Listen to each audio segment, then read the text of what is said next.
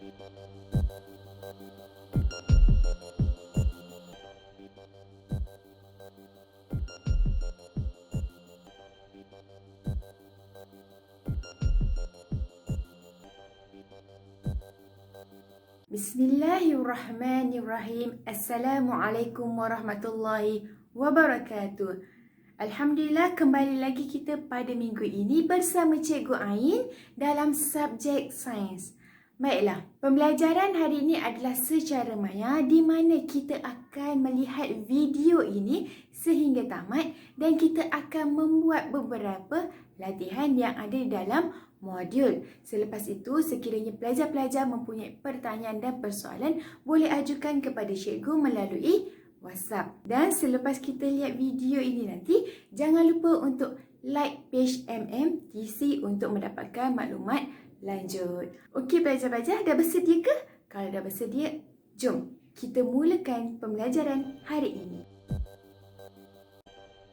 Okey pelajar-pelajar, kita kembali lagi pada minggu ini dengan topik yang baru iaitu pembuatan sabun dan tindakan pencucinya. Tapi sebelum tu kita akan refresh balik mengenai topik yang kita belajar pada minggu lepas. Okey, minggu lepas kita belajar pasal apa? Kita belajar pasal lemak dan kesan terhadap kesihatan, di mana lemak ialah sebatian karbon organik yang mengandung unsur karbon, hidrogen dan oksigen. Lemak yang terbagi kepada dua iaitu lemak tepu dan juga lemak tidak tepu. Lemak tepu tu daripada sumber apa? Dari sumber haiwan. Lemak tak tepu adalah sumber daripada tumbuhan. Lepas tu kita ada belajar mengenai kelapa sawit dan kepentingannya kepada pembangunan negara. Selain itu kita belajar bagaimana proses pengekstrakan minyak daripada buah kelapa sawit. So hari ini kita akan belajar mengenai pembuatan sabun dan tindakan pencucinya. Pelajar-pelajar boleh buka muka surat yang ke-21. Okey, pembuatan sabun. Macam mana kita nak buat sabun? Okey, pembuatan sabun ini adalah diperbuat daripada minyak sayuran. Okey, minggu lepas kita belajar kan minyak sayuran tu adalah minyak apa? Minyak tumbuhan. Contohnya seperti apa? Seperti minyak kelapa sawit, minyak kelapa. Dalam pembuatan sabun ini, dia memerlukan proses saponifikasi, di mana ia melibatkan proses-proses untuk membentuk sabun. Okey, pada amnya saponifikasinya boleh diwakili oleh persamaan berikut. Okey, ini adalah persamaan di mana lemak dicampurkan dengan alkali akan menjadi sabun dan juga glycerol. Okey, contohnya minyak sayuran iaitu minyak apa? Minyak kelapa sawit ditambahkan dengan natrium hidroksida, maka akan terhasilnya garam, natrium, asid lemak dan juga glycerol. Okey, ini adalah proses pembuatan sabun. Kita akan tengok macam mana kita nak buat sabun. Okey, susunan radas yang berikut disediakan untuk mengkaji pembuatan sabun melalui proses saponifikasi. Okey, di sini terdapatnya bekas bika ni, lepas tu dia ada rot kaca, lepas tu dia ada tempat pemanas dia. Kita tengok minyak sayuran yang digunakan di sini adalah minyak kelapa sawit dan dia menggunakan larutan natrium hidroksida pekat yang merupakan alkali. Apabila kedua-dua ini dicampurkan di dalam satu bekas, maka kita akan panaskan ia. Selepas kita panaskan, kita akan campurkan dengan air. Lepas kita campurkan air, kita akan tambahkan sedikit dengan garam biasa iaitu serbuk natrium klorida. Selepas kita campurkan keseluruhan barang-barang ini, bahan-bahan ini kita campurkan, kita akan kacau sehingga campuran ini akan mengeluarkan pepejal putih. Maksudnya pepejal putih akan terbentuk pada atas permukaan air. Okey, selepas pepejal tu terbentuk, maka telah terhasilnya sabun. Iaitu kesimpulannya di mana minyak sawit dicampurkan dengan natrium hidroksida, maka akan terhasilnya sabun dicampur dengan glycerol. Okey, seterusnya adalah tindakan pencucian sabun. Iaitu di mana sabun ialah ejen pencuci yang digunakan untuk menanggalkan kotoran. Okey, sabun dia dapat mengurangkan ketegangan permukaan air supaya air dapat membasahi permukaan bahan. Okey, sekarang kita nak tengok apa komponen molekul sabun. Okey, molekul sabun terdiri daripada dua, iaitu bahagian kepala dan juga bahagian ekor. Bahagian kepala. Okey, daripada gambar ni kita nampak ini adalah kepala dan ini adalah ekornya. Okey, kita tengok bahagian kepala. Dia terdiri daripada kumpulan ionik dan dia merupakan hidrofilik dan dia boleh larut di dalam air. Bahagian ekor pula dia terdiri daripada rantaian hidrokarbon dan dia merupakan hidrofobik dan dia tidak boleh larut di dalam air tetapi dia larut di dalam minyak. Okey, seterusnya adalah tindakan pencucian sabun. Kita nak tengok tindak balas pencucian terhadap sabun terhadap pemakaian kita. Okey, apabila sabun dilarutkan di dalam air, sabun berkeupayaan untuk merendahkan tegangan permukaan air. Selepas itu, sabun membasahi permukaan kain yang mempunyai kotoran grease. Maksudnya sabun tu dia akan meresap dekat kain dengan air yang disediakan. Selepas itu, bahagian ekor molekul-molekul sabun akan melarut dan melekat di dalam tumpukan grease dan permukaan kain.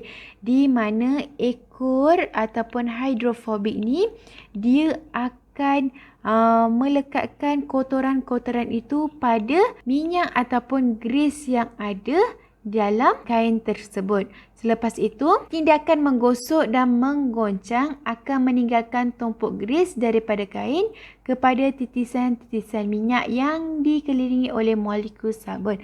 Maksudnya, kita akan kocap bahagian kotoran itu, maka bahagian kepala molekul itu akan larut dalam air. Okey, seterusnya bahagian kepala sabun iaitu bercas negatif akan menghalang titisan grease daripada bercantum semula.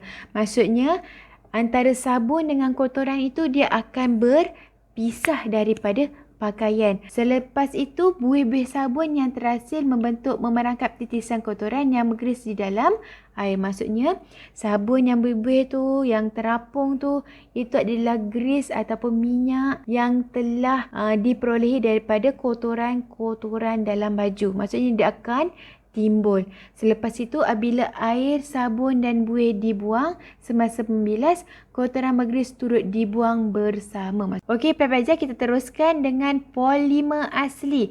Polimer ni terdiri daripada dua, iaitu polimer semula jadi dan juga polimer sintetik. Okey, kita tengok apa perbezaan polimer semula jadi dengan polimer sintetik. Okey, polimer semula jadi dia wujud secara semula jadi dan dihasilkan oleh benda hidup. Contohnya apa? Iaitu kanji, protein, sutera. Okey, seterusnya adalah polimer sintetik, iaitu dia merupakan polimer buatan manusia yang dihasilkan melalui tindak balas kimia. Contohnya apa? Getah dan plastik. Okey, kita tengok pada muka surat yang seterusnya, iaitu monomer, polimer, pempolimeran dan penyahpolimeran. Okey, kita tengok monomer. Monomer ni apa? Monomer adalah molekul kecil yang bergabung membentuk polimer. Okey, dia akan membentuk polimer. Okey, polimer tu apa? Polimer adalah rantai molekul panjang yang terdiri daripada molekul-molekul kecil, iaitu monomer yang bersambung. Okey, monomer ni dia adalah tercerai-cerai. Kalau polimer ni adalah bersambung-sambung. Okey, sebelumnya monomer nak pergi ke polimer, dia ada melakukan sesuatu proses di mana proses monomer nak pergi ke polimer ni dia melakukan proses penggabungan molekul-molekul kecil untuk membentuk rantai molekul panjang yang dikenali sebagai pempolimeran. Okey, so pempolimeran daripada mana?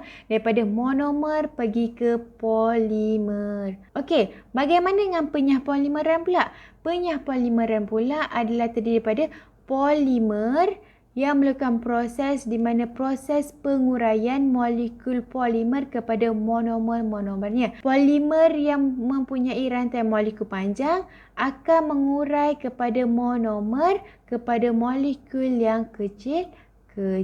Okey, ini adalah contoh polimer dan sintetik. Okey, seterusnya adalah getah asli. Apa itu getah asli?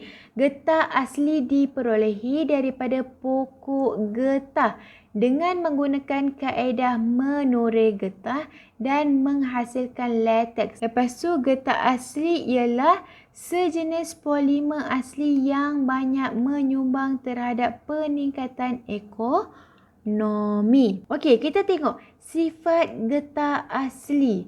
Okey, getah asli ini dia mempunyai sifat di mana dia adalah keadaan kenyal, tidak mengalirkan arus elektrik, tidak tahan haba, bersifat lembut dan menjadi lekit apabila dipanaskan. Okey, seterusnya kita akan tengok struktur zarah getah di mana molekul getah diselaputi oleh membran protein yang bercaj negatif. Sebab tu nampak tak? Dekat luar ni adalah bercaj negatif. Membran protein. Molekul getah di dalam. Membran protein ni di luar. Di luar membran protein ni dah bercaj negatif. Okey. Zarah-zarah getah menolak antara satu sama lain kerana mempunyai caj yang sama. Lepas tu daya tolakan tersebut bagi menghalang lateks tergumpal. Okey, seterusnya kita akan lihat tindak balas asid terhadap lateks. Okey, apa tindakan asidnya? Kita tengok, lateks tergumpal apabila ditambahkan dengan larutan asid seperti asid ethanoik, asid formik dan juga asid hidroklorik. Lateks akan tergumpal dengan sendirinya apabila dibiarkan di udara. Ini disebabkan oleh bakteria yang menggumpalkan lateks. Okey, kita tengok tindakan larutan amonium terhadap lateks. Iaitu larutan lateks dapat dihalang dengan menambahkan larutan alkali seperti larutan amonia dan larutan natrium hidroksida. Okey, seterusnya adalah pemvulkanan getah. Getah asli yang bersifat lembut dan tidak tahan haba. Lepas tu, dia perlu melalui proses pemvulkanan supaya boleh menghasilkan produk. Pemvulkanan adalah proses penambahan sulfur kepada getah asli, iaitu proses pemvulkanan boleh dilakukan melalui dua cara, iaitu memanaskan getah asli dengan sulfur ataupun merendam getah asli dalam larutan sulfur monoklorida. Okey, getah yang diproses pemvulkanan disebut getah tervulkan. Manakala getah asli yang tidak melalui proses pemvulkanan akan disebut sebagai getah tak tervulkan. Okey, seterusnya adalah hubung kait sifat getah tervulkan dengan struktur molekulnya. Okey, kita nak tahu proses pemvulkanan ni dengan sifat getah ni macam mana dia punya proses. Okey, yang pertama adalah proses pemvulkanan di mana ia merupakan proses yang menambahkan atom-atom sulfur ke dalam molekul getah asli. Okey, selepas itu rangkai silang yang terbentuk antara molekul getah adalah lebih kuat. Okey, berdasarkan struktur getah pemvulkanan di bawah ini kita tengok rantai polimer getah asli di mana ini adalah molekul getah. Apabila molekul getah ini dicampurkan dengan sulfur, maka akan terhasilnya rangkai silang sulfur. Apabila rangkai silang sulfur ini telah terbentuk, maka terdapatnya atom sulfur dan juga molekul getah. Ini adalah atom sulfur